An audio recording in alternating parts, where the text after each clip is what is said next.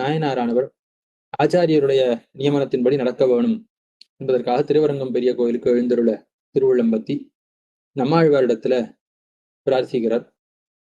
அடியன் திருவரங்கம் பெரிய கோயிலுக்கு போகணும்னு ஆசைப்படுறேன். தேவரீர் திருவாய்மொழி அருளி செய்து அசுரர்கள் எல்லாம் அழிந்து போகும்படியாக, அசுரர்கள்னா அசுரத்தன்மை வாய்ந்தவர்கள்லாம் அழிந்து போகும்படியாக, தேவர்கள்லாம் வாழும்படியாக செய்தருளினா போல, அதாவது தேவர்கள்னா நல்லவர்கள் அர்த்தம், அவர்கள்லாம் வாழும்படியாக செய்தருளினா போல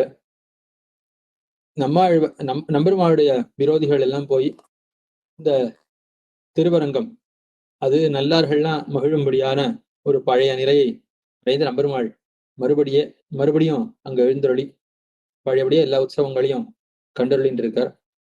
அங்க போய் அடியேன் நம்பெருமாளை மங்களாசாசனம் பண்ணி கொண்டு அங்கேயே இருக்கணும்னு ஆசைப்படுறேன். அவருக்கு பல்லாண்டு பாடி கொண்டு இருக்கணும்னு ஆசைப்படுறேன்.